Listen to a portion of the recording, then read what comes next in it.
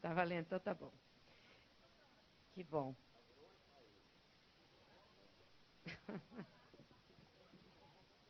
Já é o básico. Não, primeiro dizer que é uma alegria essa primeira reunião do Conselho Político aqui do Governo de Transição. Nós estamos com 14 partidos políticos que fazem parte do Conselho. Não tínhamos ainda feito a nossa reunião por conta das agendas que tivemos durante a semana, e essa foi a primeira reunião. E nós reputamos de muita importância nós termos essa convivência, termos essa relação. Isso constrói os laços não só políticos, né, mas também de compromisso que nós temos com o processo da transição e com o próximo governo, né, dando governabilidade a esse processo. Então, eu quero agradecer aqui aos representantes dos partidos que estão, às representantes. Somos poucas mulheres aqui, por enquanto, mais valentes. Sei que o pessoal tem cobrado participação mais efetiva das mulheres no processo político, e a gente tem lutado muito para que isso aconteça. Eu tenho certeza que vamos conseguir aumentar aí a presença das mulheres nesse processo todo. A reunião foi muito boa e ela serviu para que a gente pudesse esclarecer com os partidos como está se dando o processo de transição, a composição dos grupos de trabalho, a participação dos partidos e o papel desse conselho, que é um papel exatamente de procurar orientar politicamente, discutir os problemas que tem, ajudar a encontrar solução. Sabendo que o processo de transição é um processo de diagnóstico, né, não é propositivo. Ou seja, não é onde nós estamos debatendo programa de governo, propostas de governo. Claro que tem algumas propostas, algumas situações que nós vamos ter que oferecer no início do governo para solucionar problemas, mas é para diagnosticar. Então, nós temos prazo para fazer isso, para entregar o relatório para o presidente, para o vice-presidente e também para os próximos ministros que vão assumir os ministérios, né? Então, isso ficou entendido, os partidos vão participar com mais nomes, mas também com assessoria técnica. Nós temos várias pessoas que participam das assessorias dos partidos, da Câmara, dos deputados, do Senado, mas também técnicos que têm experiência em gestão, participaram dos nossos governos, que nós vamos buscar. Então, acho que isso foi bem importante. Também vamos ter reuniões periódicas, a próxima reunião nossa é na quinta-feira que vem, já avisando resolver alguns problemas que nós identificamos de participação, de falta de discussão de alguns temas. Então, na próxima reunião nós já vamos resolver isso. Vamos ter na próxima quinta e na outra quinta, que, aliás, vai coincidir com a abertura da Copa. Nós vamos assistir juntos o jogo. Vocês estão convidados também para assistir o jogo da Copa. Todo mundo de verde e amarelo, tá? Resgatar a bandeira, resgatar a camisa, é nossa, né? De verde e amarelo. E uma outra coisa que também ficou pactuada entre nós é a importância de a gente entregar à população brasileira aquilo que foi contratado durante o período eleitoral. Ou seja, nós oferecemos um programa à população, que é tirar o povo da miséria, garantir o Bolsa Família de R$600, garantir o reajuste do salário mínimo, garantir algumas propostas mais emergenciais para tirar o povo brasileiro desse sufoco.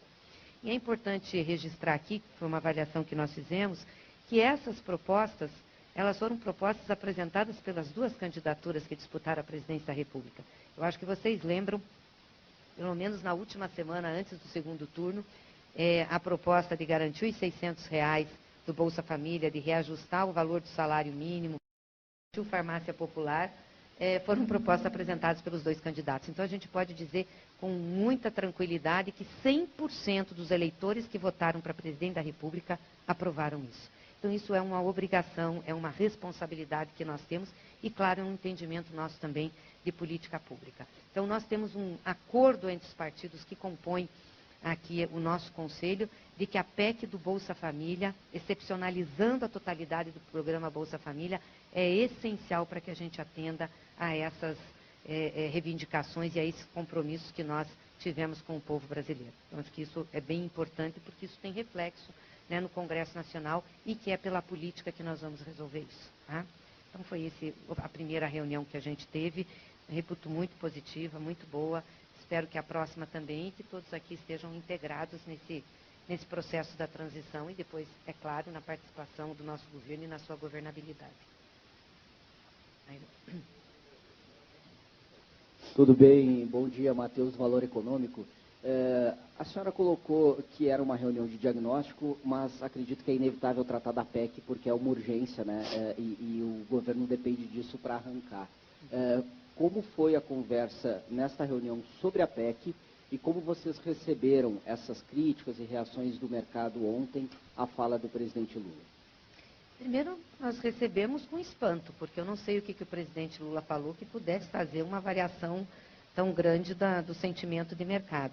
Aliás, hoje todos os indicadores aí de dólar, enfim, já voltaram à normalidade. Penso que foi um movimento especulativo, que é muito ruim para o país.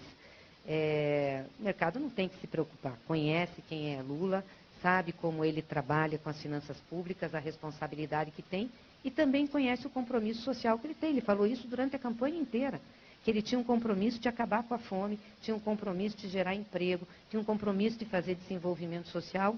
Então, por quê o espanto? A responsabilidade fiscal e responsabilidade social tem que ter, por nossa parte, a mesma visão de responsabilidade. Mas nós jamais vamos abrir mão de ter a responsabilidade social colocada em primeiro lugar, porque nós estamos falando da vida das pessoas, nós estamos falando da sobrevivência das pessoas.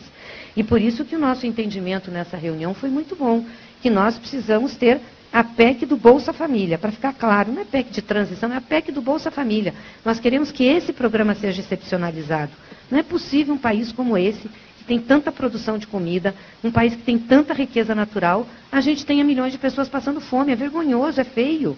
Eu acho que o papel de qualquer governante, qualquer liderança política que está aqui, que foi eleita pelo povo, é resolver esse problema. Então, eu tenho certeza que o Congresso Nacional vai ter boa vontade, assim como os partidos estão tendo, e nós vamos entregar ao povo aquilo que foi compromissado nesse processo eleitoral. Boa tarde, presidente. Wesley Galzo, do Estadão.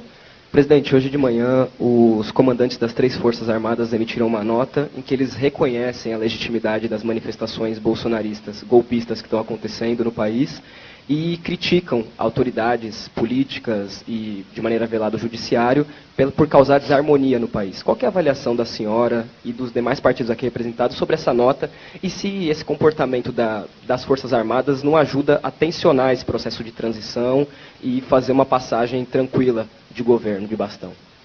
Olha, meu entender, não é papel dos comandantes das Forças Armadas fazer avaliação política, né, se posicionar politicamente e nem fazer avaliação sobre as instituições republicanas, né? E o direito de manifestação não cabe a quem atenta à Constituição. Isso é uma leitura clara, nós temos que defender a Constituição e a democracia. Mas vejo isso como um fato desses comandantes, desse governo, e um fato que tem de ser isolado. Não acredito que a totalidade das Forças Armadas pensem assim, não. Boa tarde, presidente Gleisi. Henrique, do Correio Brasiliense. A senhora fala, 2 perguntas em uma. A senhora falou que tem um relatório que tem prazo para ser apresentado para o presidente da República e para o vice-presidente. Qual seria esse prazo? E a segunda pergunta é, em função, depois de todas aquelas especulações na Bolsa ontem, a senadora Simone Tebet sugeriu que o primeiro nome a ser anunciado do governo para uma calma dos mercados fosse o do ministro da Fazenda. E eu percebi que na lista dos participantes hoje o MDB não esteve presente na reunião do Conselho Político que estava previsto. Eu queria que a senhora comentasse sobre isso. Obrigado. No prazo do relatório do dia 10 de dezembro. A indicação de ministros cabe ao presidente da República e a sua visão do momento oportuno de indicá-lo. Em relação à presença do MDB, é que a indicação era do senador Renan e do senador Jader, mas ambos estavam viajando, que nós fizemos na sexta-feira. Então, na próxima reunião, o MDB estará conosco. Tá? Bom dia, presidente. Aqui na frente. Daniel Carvalho, da Bloomberg. Presidente, saiu informação hoje de manhã de que o ex-ministro Guido Mantega teria entrado em contato com os governos dos Estados Unidos, Chile e Colômbia, pedindo o adiamento da eleição do presidente do Guido. A senhora tem informações sobre isso? Não, desconheço essa informação, não conversei com o Guido, não sei se ele fez isso. Não teve uma orientação da coordenação de campanha, da transição para isso? Não. Aqui, boa tarde, presidente, tudo bem? Eu queria um pouquinho mais de detalhes sobre esse relatório, como vai ser esse relatório encaminhado ao presidente eleito, e gostaria de saber também se vocês estão conversando com União Brasil. Não, em relação ao relatório, que é para ser encaminhado dia 10 do 12 pelas áreas, elas têm que fazer um diagnóstico. A estrutura e a organização de governo, o que foi desmembrado ou o que foi anexado, como está hoje, quais os principais problemas, depois vai fazer uma análise sobre contratos em andamento, decretos, portarias, a situação de como se encontra a máquina do governo, e as principais medidas emergenciais que tem que se tomar, se é que se tem que tomar, já no início de governo, orientando também os ministros que vão assumir as pastas. E aí, esses relatórios temáticos, por área temática, vão ser adequados num relatório geral que vão ser entregues ao vice-presidente, que é o coordenador da transição, para entregar ao presidente da República. Nós não marcamos nenhuma conversa ainda com a União Brasil, mas eu já fiz contato com o presidente Bivar e possivelmente na semana que vem a gente deve conversar, temos interesse em conversar. Só em relação ao BID, nós não orientamos, mas eu acharia de bom tom eles adiarem.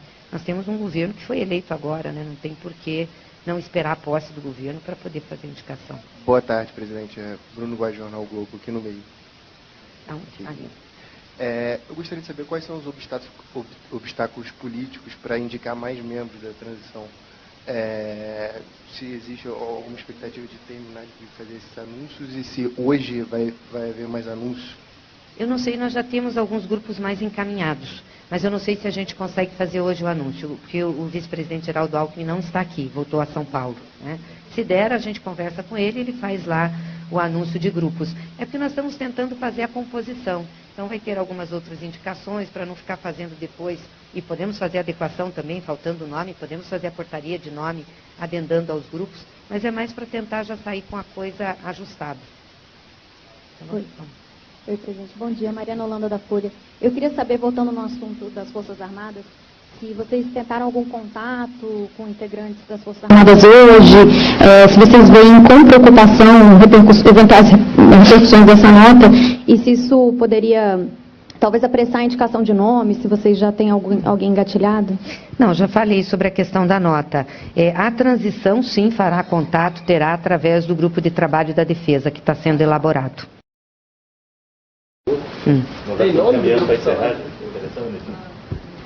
Tudo bem, presidente. Gabriel Irabazzi, da CNN. Eu queria saber se na reunião de hoje houve consenso entre todos os integrantes do Conselho Político a respeito de excepcionalizar todo o recurso do Bolsa Família do teto de gastos e também se há consenso em relação a outros gastos com outras políticas sociais, como gastos com saúde, educação, também retirar do teto de gastos e o reajuste do salário mínimo. Não, o consenso que eu entendi, os colegas aqui podem falar, é de excepcionalizar a totalidade do Bolsa Família. As demais questões vão ser discutidas no âmbito do orçamento, a recomposição dentro do orçamento com o que for possível, mas a PEC se dirigiria com o objetivo de excepcionalizar a totalidade do Bolsa Família. Por isso que nós estamos dizendo é a PEC do Bolsa Família. Tá?